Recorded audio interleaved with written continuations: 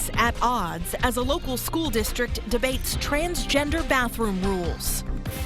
A state representative is joining forces with parents in the Dripping Springs ISD to try to reverse the district's decision on transgender bathrooms. Thanks for joining us. I'm Robert Hadlock. I'm Shannon Wolfson. The group is hoping to build momentum leading into the legislative session.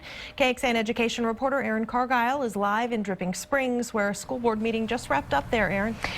Good evening, guys. The district says things have died down since this issue blew up here back in September.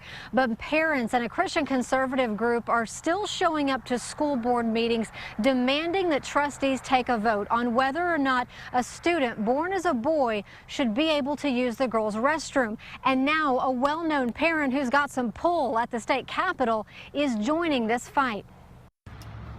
3 hours before the school board meeting, a prayer and then a press conference outside the Dripping Springs ISD administration building.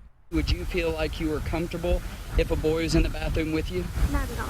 Parents and Texas values not backing down.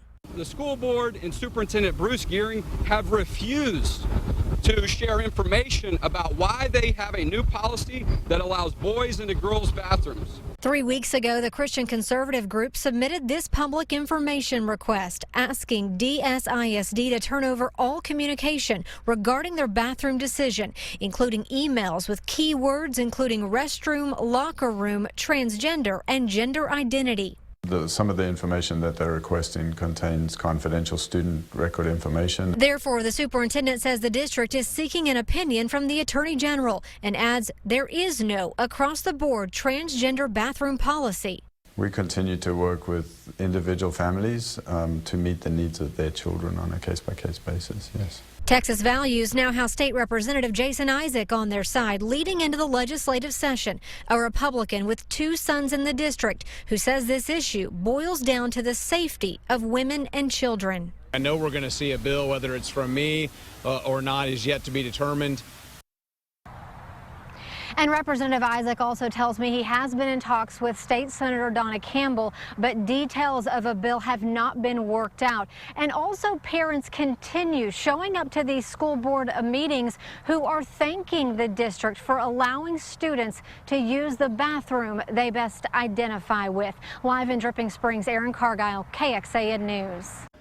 Lieutenant Governor Dan Patrick is making it a priority to pass a bathroom bill this legislative session. Earlier this month, he said the Senate will try to pass a bill called the Women's Privacy Act. And just today, he released the results of a survey he commissioned to drill down on voters' attitudes about this issue. According to Baseline and Associates, 69% of all Texas voters believe it should be illegal for a man to enter a woman's restroom. That includes 54% of Democrats.